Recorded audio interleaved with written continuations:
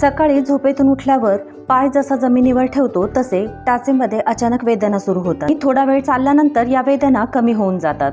टाचेच्या वेदनेचे सुरुवातीचे स्वरूप हे काहीसे असेच असते, परंतु कालांतराने इतर वेळीही चालताना पायाच्या टाचेमध्ये वेदना होतात.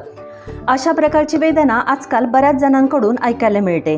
सर्वांच्या विषय लक्षात आलेलाच असेल. आजचा विषय आहे टाचदुखी.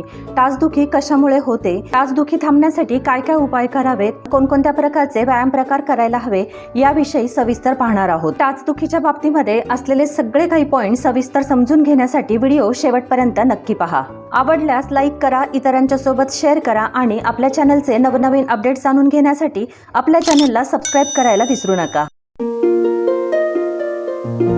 नमस्कार, मी डॉक्टर अंजली स्वागत करते तुम्हा सर्वांचं सुंदर माझे घर या आपल्या यूट्यूब चॅनेलवर. टाच माणसाच्या शरीराचा पूर्ण भार पेलणारा महत्त्वाचा अवयव. पायाचा तळवा किंवा तळपाय यामध्ये टाच, पाऊल किंवा चवडा, पायाची बोटे आणि कमान या रचना असतात. पायाच्या टाचेमध्ये वेगवेगळ्या प्रकारचे 26 बोन्स आणि 33 वेगवेगळ्या प्रकारचे जॉईंट्स असतात. या सगळ्या स्ट्रक्चरमध्ये कुठेतरी इंजुरी झाली तर त्यामुळे टाचदुखी तयार होते. जो टाचदुखीचा प्रकार आहे तर याच्यामध्येही थोडंसं व्हेरिएशन आहे. काही जणांना झोपेतून उठल्यानंतर पाऊले जशी जमिनीवर ठेवतो तशी टाचदुखीला सुरुवात होते आणि ही टाचदुखी थोडा वेळ चालल्यानंतर थांबते.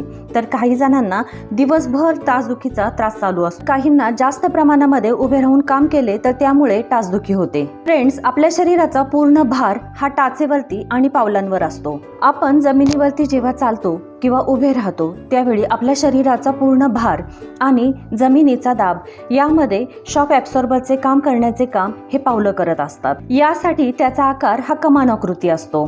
टाचेच्या मागच्या भागापासून ते पुढच्या भागापर्यंत जोडणारा एक स्नायू असतो, त्याला प्लांटर फेशिया असे म्हणतात.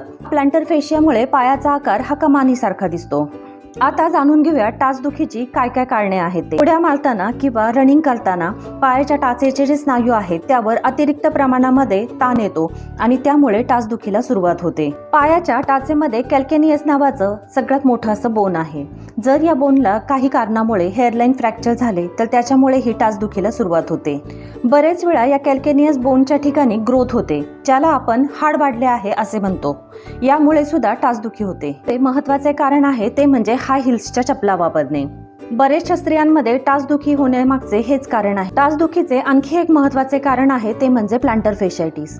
प्लांटर फेशिया हा पायाच्या टाचेपासून ते पायाच्या बोटांपर्यंत असणारा फेशिया आहे. ज्यावेळी या स्नायूला सूज येते, यावर ताण येतो किंवा हा खेचला जातो त्यावेळी प्लांटर फेशियाटिस होते. प्लांटर फेशियाटिस झाल्यामुळे टाच दुखते. टाचदुखी असणाऱ्या 5 पैकी 4 रुग्णांच्या मध्ये प्लांटर फेशियाटिस हे एक महत्त्वाचे कारण मानले जाते. पुरुषांमध्येही चांगले फिटिंगचे किंवा कम्फर्टेबल नसलेले शूज घालणे हे टाचदुखीचे एक कारण आहे. काहींच्या शूजचे सोल हे खूप हार्ड असते आणि त्यामुळे पायाचा बॅलन्स बिघडतो आणि टाचदुखीला सुरुवात होते. पूर्वीच्या काळी मातीची घरं असायची किंवा शेणाने सारवलेल्या जमिनी असायच्या, परंतु आजकाल सगळीकडे घरांमध्ये फरशा बसवलेल्या आहेत. त्याचबरोबर अंगणामध्येही फरशा बसवलेल्या असतात आणि रस्तेही सिमेंटचे झालेले आहेत. दिवसभरामध्ये जेव्हाही केव्हा आपले उभे राहणे होते किंवा चालणे होते ते या फरशीवरच होते, म्हणजेच हार्ड सरफेसवर सतत आपला पाय राहतो. त्यामुळे आपल्या पायाचा बॅलन्स बिघडतो आणि बऱ्याच स्त्रिया ह्या दिवसभर उभे राहून किचनमध्ये वगैरे काम करत असतात. त्यामुळे टाचेवर आणि पायाच्या स्नायूंवर अतिरिक्त ताण येतो आणि त्यामुळे टाचदुखी होते.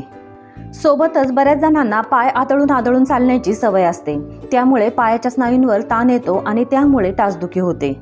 टाचदुखीचे आणखी एक कारण आहे ते म्हणजे फ्लॅट फूट.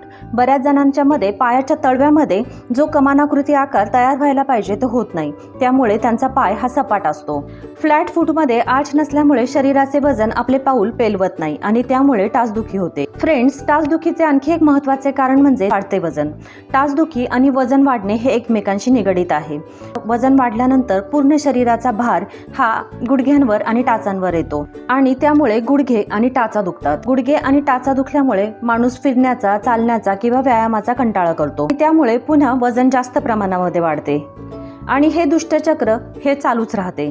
टाचदुखीचे आणखी एक महत्त्वाचे कारण म्हणजे कॅल्शियम आणि व्हिटॅमिन डी ची डेफिशियन्सी. या दोन्हीच्या कमतरतेमुळे हाडे कमजोर होतात आणि त्यामुळे टाचा दुखतात. फ्रेंड्स, कॅल्शियम डेफिशियन्सी भरून काढण्यासाठी बाहेरून कॅल्शियम सप्लिमेंट घेण्यापेक्षा नॅचरली कोणकोणते पदार्थ घेतल्यानंतर शरीरातील कॅल्शियमची लेवल आपल्याला वाढवता येते याबद्दलचा मी विस्तृत व्हिडिओ बनवलेला आहे, तुम्ही तो पाहू शकता. काही आजारांमध्ये टाचदुखी हेही एक लक्षण असते, जसे की आर्थरायटिस या आजाराची सुरुवातीची लक्षणच टाचदुखींपासून निर्माण होते. आयुर्वेदानुसार वयाच्या 40 ते 70 मध्ये शरीरातील वात वाढलेला असतो.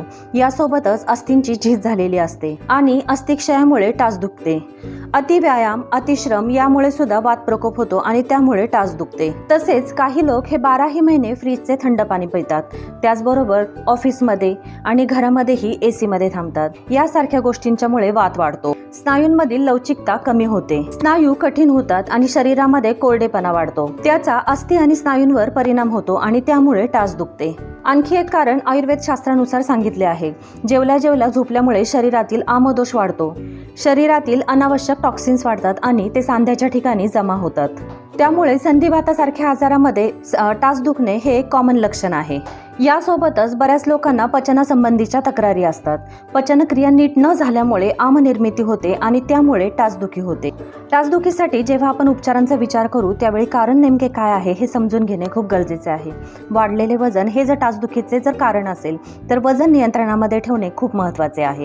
टाचदुखीचा त्रास ज्यावेळी तुम्हाला होत असेल त्यावेळी एरोबिक्स किंवा झुंबा यासारखे व्यायाम प्रकार अजिबात करू नका. शूज वापरताना योग्य फिटिंगचे आणि सॉफ्ट कुशन असलेले शूज वापरा. बऱ्याच गृहिणींना खूप वेळ उभे राहून काम करावे लागते, त्यावेळी त्यांनी घरामध्येही सॉफ्ट चप्पलचा वापर करा. सतत एसी मध्ये जर तुम्ही राहत असाल किंवा नेहमीच जर वर्षभरामध्ये फ्रीजचेच थंड पाणी पित असाल तर या सवयी शक्यतो बंद करा. फ्रेंड्स, या व्हिडिओमध्ये टाचदुखीची नेमके कारणे काय असतात आणि त्यावर करण्याचे अगदी थोडक्यामध्ये उपाय पाहिले. परंतु याच व्हिडिओचा दुसरा भाग मी घेऊन येणार आहे आणि त्यामध्ये टाचदुखीची जी कारणे आहेत त्यावर आपण नेमके कुठल्या स्वरूपाचे उपाय करायला पाहिजे, कोणत्या प्रकारचे व्यायाम करायला पाहिजे याबद्दलची विस्तृत माहिती पाहणार आहोत की ज्या उपायांनी तुमची टाचदुखी ही पूर्णतः बंद होईल. फ्रेंड्स, आजचा व्हिडिओ तुम्हाला कसा वाटला हे मला कमेंट बॉक्समध्ये नक्की कळवा.